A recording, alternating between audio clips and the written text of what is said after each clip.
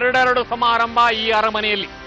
ಮೊದಲನೆಯದು ಶತಮಾನೋತ್ಸವ ಸಮಾರಂಭವಾದರೆ ಎರಡನೆಯದು ನಮ್ಮೆಲ್ಲರ ಮುದ್ದಿನ ಕೂಸು, ಪ್ರೀತಿಯ ಕಂದ, ವಿಜೇಂದ್ರ ಅರಸರ ಕೊನೆಯ ಪುತ್ರಿ ರಾಜಕುಮಾರಿ ಲಕ್ಷ್ಮಿಯ ನಿಶ್ಚಿತಾರ್ಥ ಸಮಾರಂಭ.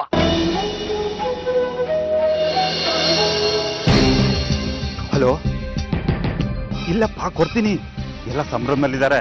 ಇವತ್ತು ವ್ಯವಸ್ಥೆ ಆಗುತ್ತೆ. ದಯವಿಟ್ಟು ಅರ್ಥ ಮಾಡ್ಕೊಳಯ್ಯ, ನಿನ್ ಕಾಲಿಗೆ ಬೀಳ್ತೀನಿ. ಒಂದ್ಸರಿ ಆದ್ರೆ ಧನ್ಯವಾದಗಳು. ನೀವು ಸಮಾರಂಭಕ್ಕೆ ಬಂದಿದ್ರೆ ಚೆನ್ನಾಗಿರ್ತಿತ್ತು. ಇರ್ಲಿ, ಪರವಾಗಿಲ್ಲ ಬಿಡಿ. ಇನ್ನೊಂದ್ಸರಿ ಮತ್ತೆ ಫೋನ್ ಮಾಡ್ತೀನಿ. ಅಪ್ಪಾಜಿ ಕರ್ಕೊಂಬ ಅಂದ್ರು. ಅದು ನಮ್ಮ ಫ್ರೆಂಡ್ ಫೋನ್ ಮಾಡಿದ್ದ, ಸಮಾರಂಭಕ್ಕೆ ವಿಶ್ ಮಾಡಕ್ಕೆ ಅಂತ. ಸಮಾರಂಭದ ಗಡಿಬಿಡಿಲಿ ನಿಮ್ಮನ್ನು ವಿಚಾರಿಸ್ಕೊಳ್ಳೋಕೆ ಆಗ್ತಾ ಇಲ್ಲ. ನಾಳೆ ಇಲ್ಲೇ ಇದ್ಬಿಡಿ. ಈ ಗಲಾಟೆ ಎಲ್ಲ ಇರಲ್ಲ. ನಿಮ್ಮ ಆತಿಥ್ಯ ಮಾಡ್ಬೋದು. ನೀವು ಅಷ್ಟೊಂದು ಬಲವಂತ ಮಾಡ್ತಾ ಇದ್ದೀರಿ, ನಮಗೂ ಇರ್ಬೇಕು ಅಂತ ಅನ್ಸತ್ತೆ ಅಲ್ವೇನ್ರಿ? ಅದೇನು ಅಂದ್ರೆ ನಾಳೆ ನಮ್ಮ ಮನೆಯವರು ಅಮೇರಿಕಾಗ್ ಹೊರಟು ನಿಂತಿದ್ದಾರೆ. ಇಲ್ಲಿ ಮುಗಿದ ತಕ್ಷಣ ಮನೆಗೆ ಹೋಗಿ ಎಲ್ಲ ತಯಾರಿ ಮಾಡ್ಕೋಬೇಕಲ್ಲ ಇವ್ರನ್ನ ಅಮೇರಿಕಾ ಕಳ್ಸಕ್ಕೆ. ಮಿನಿಸ್ಟರ್ ಸಾಹೇಬ್ರು ತುಂಬಾ ಅರ್ಜೆಂಟಲ್ಲಿ ಇದಾರಲ್ಲ, ಅದಕ್ಕೆ ನಾಳೆ ಅವ್ರಿಗೆ ನಮ್ಮ ಮನೇಲೆ ಊಟಕ್ಕೆ ಹೇಳಿದೀವಿ. ಹೌದಾ? ಹಾಗಾದ್ರೆ ನಾವ್ ಇಲ್ಲೇ ಇರ್ತೀವಿ ಬಿಡಿ, ಅಲ್ವೇನ್ರಿ? ಈಗ ಮಂತ್ರಿಗಳಿಂದ ಸನ್ಮಾನ ಸಮಾರಂಭ. ಮೊದಲಿಗೆ ಜನಪ್ರಿಯ ಶಾಸಕ ಸುಬ್ರಹ್ಮಣ್ಯನವರಿಗೆ ಸನ್ಮಾನ.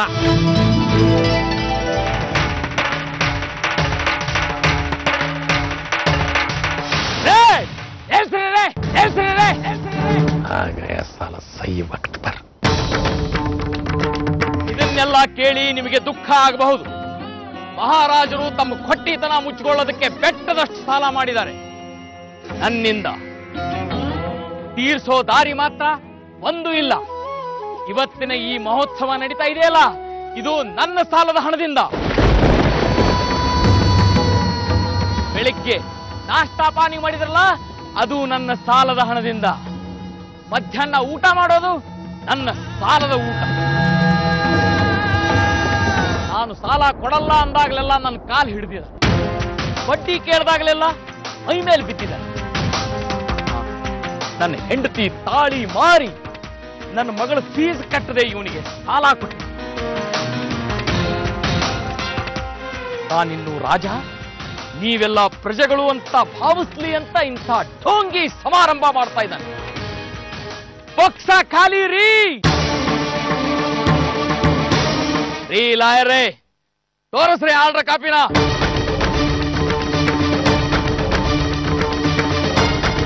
ನಾನು ಸಾಲಗಾರ ನಿಜ.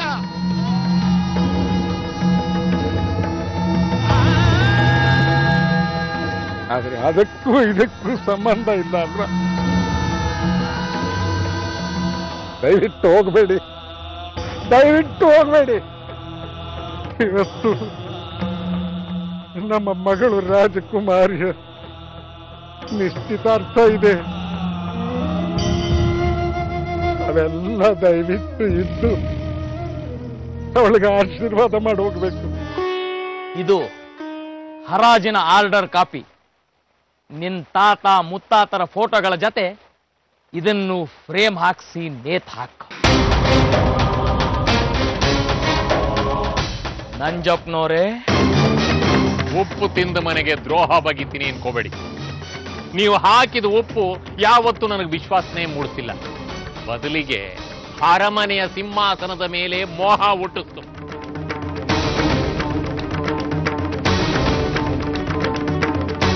ಆಳಾಗಿ ದುಡಿದು ಅರಸನಾಗಬೇಕು ಅನ್ನೋ ಮಾತನ್ನ ಸಾಬೀತು ಮಾಡಿದ್ದೀನಿ. ಇನ್ನು ಮುಂದೆ ನಾನು ರಾಜ, ಚಂದುಲಾಲ್ ಮಂತ್ರಿ.